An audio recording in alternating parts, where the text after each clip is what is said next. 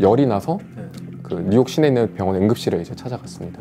그래서 그 약이 그 환자는 투약이 되었고, 얼마 있다가 그 환자가 심정지를 일으켰고, 결국은 이제 사망. 그래서 뉴욕주 검찰이 그 당시에 진료했던 의사 2명을 적용해서 기소를 하게 됩니다. 그 사망의 이유는 뭐였어요? 안녕하세요. 네, 닥터 프렌즈입니다. 네, 오늘은 제가 서울대학교 내과 한승준 교수님하고 불충분한 의료 서비스 그리고 또 메디컬 에러들이 실제로 정말 사람들에게 치명적일 수 있잖아요. 이런 것들에 대한 이야기를 좀 해보려고 합니다. 안녕하세요. 저는 서울대학교 병원 내과에서 일하고 있는 한승준이라고 합니다. 미국에서 나온 데이터를 보면은 이런 좀 불충분한 의료 서비스 그리고 메디컬 에러 때문에 한 해에 사망하는 사람 수가 자동차 사고로 돌아가시는 분들보다 더 많다. 이런 발표들이 있어서 사실 굉장히 충격적이잖아요. 맞습니다. 네. 이런 게 어떻게 나온 건지 여기에 대해 좀 궁금해가지고요. 1999년에 미국 의학회라는 단체에서 그 발표한 책이 있는데 책 제목 자체가 To Err is Human. 실수를 하는 것이 인간이다 라는 책의 제목입니다. 그래서 그 책의 내용을 보면은 연간 10만 명에 가까운 사람들이 불충분한 의료 때문에 사망한다. 이렇게 되어 있고 10만 명이요? 네. 거기는 인구가 많긴 하니까 많죠. 그래도 엄청 많네요. 엄청 많은 숫자고 그 당시에 그 미국에서 한 해 교통사고로 사망하는 사람의 수, 그 다음에 유방암으로 사망하는 사람의 수보다도 더 많은 숫자였다고 합니다. 그런 게 살 수도 있었는데 돌아가시는 분이 그렇게 많다. 의학적으로 조금 더 충분하게 조금 더 그게 주의가 됐었다면은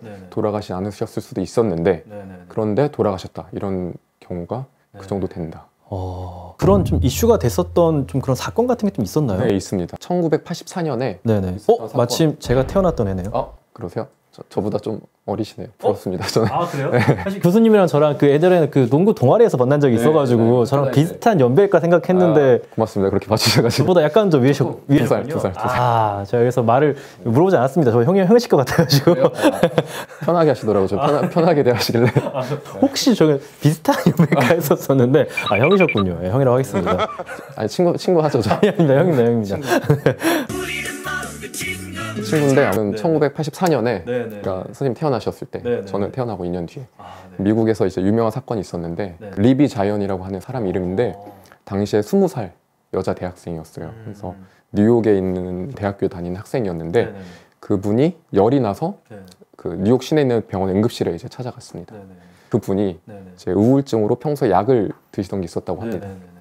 열이 나서 갔는데 그 당시에 그 응급실에서 그 환자를 진료한 의사가 우리나라로 치면 인턴 선생님? 우리나라도 응급실 왔을 때 인턴 쌤들이 초진하는 경우도 많이 있으니까요. 그 인턴이랑 그 위에 이제 레지던트 선생님, 그래서 둘이서 진료를 했는데 그 뭐 열이 나고 건강한 젊은 여자고 특별히 이상이 없어 보여서 그냥 감기, 그냥 바이러스 감염이나 이런 거라 생각하고 해열제, 좀 수액 이런 걸 처방하고 당직실로 다시 들어갔습니다.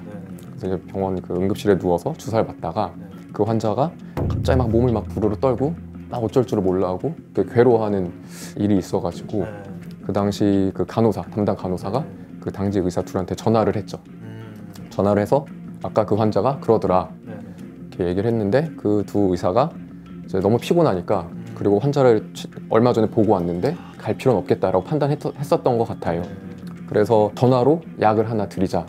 그래서 당시에 처방했던 약이 이제 패치딘이라고 하는 오한 있을 때 종종 쓰기도 하죠. 시술할 때 진통 목적으로 쓰기도 하고요. 마약성 진통제 일종인데 그 약을 처방을 했습니다. 전화로. 그래서 그 약이 그 환자는 투약이 되었고 얼마 있다가 그 환자가 심정지를 일으켰고 결국은 이제 사망에 이르는 그런 비극적인. 20살 여자분이 열나서 응급실 들어갔다가 투약 받고 사망했으면은 그거는 진짜 재앙이네요, 진짜. 정말 그런 이제 충격적인 사건이 일어났고 사실은 그런 사건이 그 전에도 있었을지도 모르긴 하는데 사망한 리비 자이언의 아빠가 이제 재력가이기도 하고 사회적으로 이제 영향력이 정치적 영향력이 있는 이제 사람이었다고 해요. 그래서 그게 뉴욕주에서 있었던 일인데 전 미국에 이제 유명한 이제 화제가 된 사건이 되었고 그래서 뉴욕주 검찰이 그 당시에 진료했던 의사 2명을 38개인가? 엄청 많은 그 항목을 적용해서 기소를 하게 됩니다. 그 사망의 이유는 뭐였어요? 그 환자가 투약하던 정신과 약물이 패치딘이라는 약과 상호작용을 일으킬 수 있는 약이었고 그게 그 당시에 알려져 있는 사실이긴 했는데 그렇게 많은 의사들이 아주 많이 알고 있지는 않은 그런 상황이었다고 해요. 이제 그 사건을 통해서 엄청 유명해졌고 그 부작용이 그 이후에는 그 당시 그 환자가 투약하고 있던 정신과 약물 그게 마오 이니비터라고 하는 요즘 많이 안 쓰는 약이긴 한데 그 약과 그런 마약성 진통제는 같이 쓰면 안 된다라는 게 아주 유명한 응급실 왔으면은 제일 먼저 중요한 게 그 사람의 어떤 투약력을 먼저 맞습니다. 보고 그다음에 호소하는 증상이 뭐 기존 약제와 관련 있지는 않은지를 또 봤어야 네. 되는데 매번 그렇게 하는 게 사실 아주 쉬운 일은 아니긴 한데 뭐 의사가 이제 그런 실수를 하면 안 되긴 하죠, 당연히. 그래서 그게 결국은 그렇게 형사 재판까지 이제 이어졌고 사건이 있었던 이후로 한 7년, 8년 후에 이제 최종 판결이 있었는데 그 법원의 판단은 형사적인 책임은 그 의사들한테 묻지는 않. 그렇게 이제 그렇게 이제 결론이 났습니다. 도대체 왜 그런 결론이 났느냐? 그 재판부의 이야기를 들어보니까 환자를 담당했던 그 의사들이 그 당시에 24시간이 넘도록 계속 그 응급실을 근무하고 있었고 그리고 그 의사들이 사실은 충분히 수련되지 않은 수련 과정 중에 있는 이제 전공이 수련이었는데 그런 의사들로 하여금 응급실에서 그런 환자를 진료하게끔 했던 그런 병원이나 그 당시 의료 시스템의 문제 그게 결국은 문제라는 거죠. 그 개인의 책임을 묻기보다는.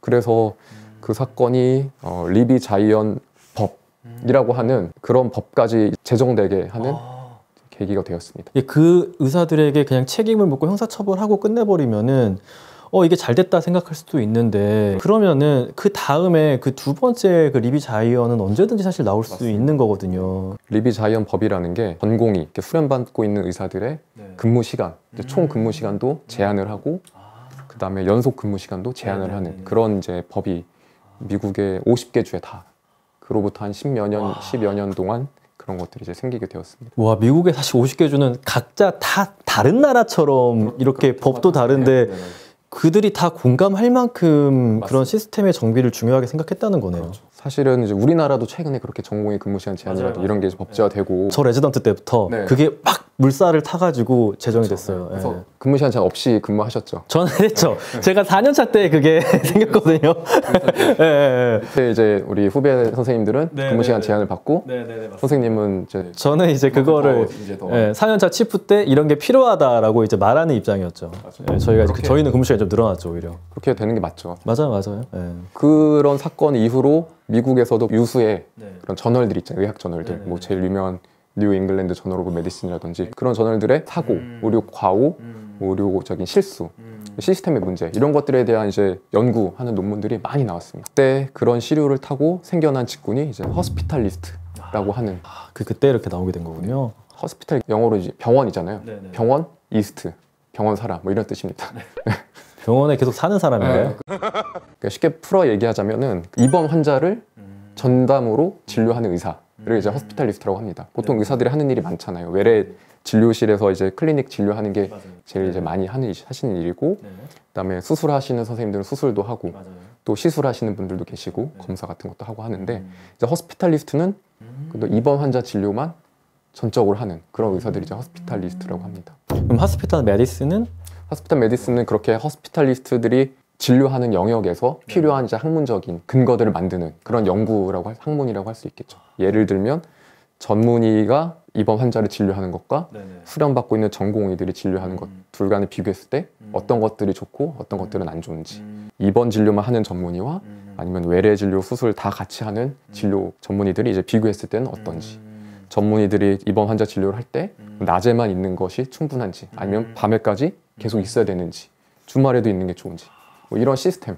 실제로 그게 미국에서 그러면 정말 더 좋은 애후를 가져왔나요? 여러 논문을 보면은 이제 환자들의 이제 치료 성적도 좋고, 그다음에 같은 병에 대해서 치료한다 하더라도 입원 기간을 짧게, 그러니까 재원 기간을 더 줄일 수 있고, 재원 기간 줄인다는 얘기는 결국 의료비가 준다는 얘기니까. 개인의 의료비도 아낄 수 있는 거고, 맞습니다. 사회적인 의료비도 아낄 수 있는 거잖아요. 그렇죠.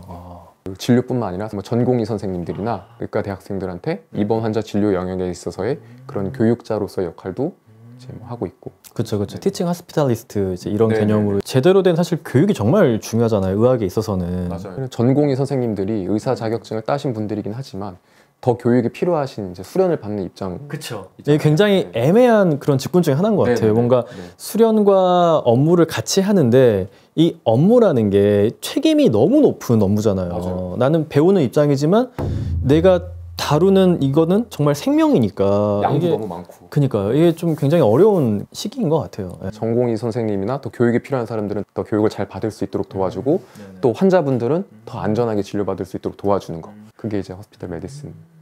그래서 미국은 정말 지금 제 친구들 이야기 들어봐도 내과 전문의 한 거의 절반에 가까운 사람들이 하스피탈리스트를 하고 이런 외래 진료랑 입원 진료를 정말 이렇게 나눠가지고 각자의 영역에서 스페셜리티를 쌓아가니까 환자들의 만족도도 올라가고 의료진들도 더 좋은, 더 정말 시스템적으로 정말 빈틈없는 이런 이제 서비스를 좀 제공할 수 있는 그런 장점이 있는 것 같더라고요. 근데 국내는 좀 어떤가요? 미국 얘기만 할 것 같으면 여기 나올 필요 사실 없는데. 그냥 미국 좋더라 약간 이야기니까. 영어로 했었어야 되는데. 그냥 미국 좋더라.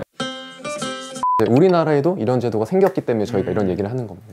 2021년에 우리나라 필수 의료를 담당하고 있는 것은 이제 국민건강보험공단이잖아요. 국민건강보험공단에서 전문의가 입원 환자를 진료하는 그런 서비스를 행하는 경우에 수가를 받을 수 있도록. 그러니까 한마디로 제도가 생긴 거죠, 우리나라에. 전문의라고 하는 것은 이미 그 내과건 외과건 필요한 수련 과정을 마치고 전문의를 딴 그런 의사가 하루에 8시간 이상을 병동에 있는 입원 환자 진료에만 전념하는 것. 그런 최소 조건을 만족한 경우에 입원 환자 전담 전문의 관리료라는 것을 이제 만들어서 우리나라에 이제 제도가 생겼습니다.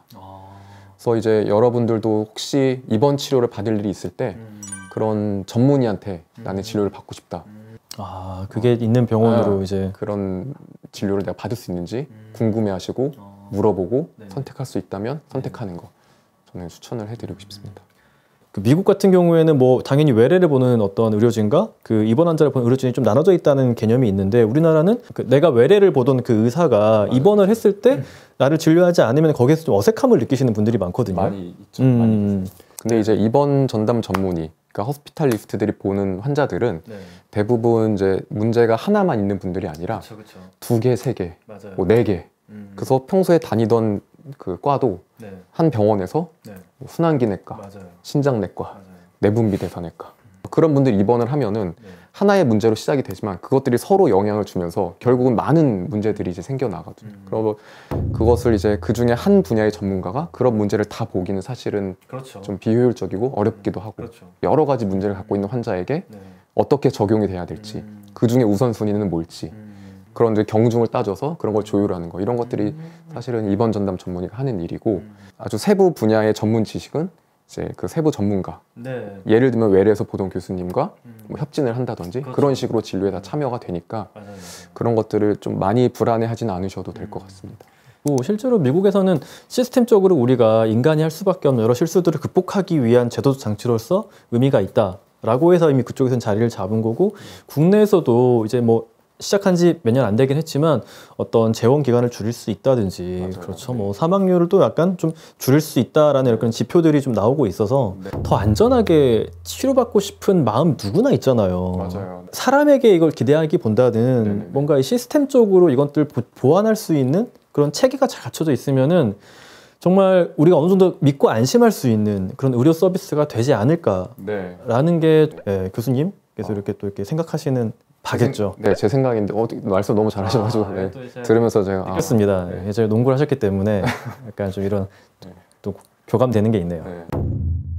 하나의 큰 사건, 의료 사고였잖아요. 누구도 원하지 않지만 사람이 하는 일이다 보니까 그런 일들이 벌어질 수밖에 없거든요. 그래서 그런 일이 있을 때 시스템으로서 그런 것들 좀 극복하려고 하고 그런 제도를 이제 국민 여러분께서 많이 이제 뭐 알고 원하고 그런 움직임이 보여진다면은 이제 정책을 만드시는 분들도 그런 것들을 이제 참고해서 우리나라 필수 의료가 결국은 이제 국민건강보험공단에서 여기다 얼마를 재정을 투입하고 이렇게 하는 거잖아요. 근데 그 국민건강보험공단에서 운영하는 돈이 결국 국민들이 다 내는 보험료 아니겠습니까? 결국 우리 돈이고 우리가 원하는 대로 가야 되는데 알지도 못하면 당연히 여기로 우리가 관심이 없으니까 돈이 갈 수가 없잖아요. 그래서 우리가 좀 알고 이렇게 이야기를 하고 생각을 나누면은 더 많은 사람들이 좀 건강할 수 있지 않을까 생각을 합니다. 오늘 좋은 말씀 감사하고 다음에 더 좋은 컨텐츠로 돌아오도록 하겠습니다. 네, 고맙습니다. 감사합니다.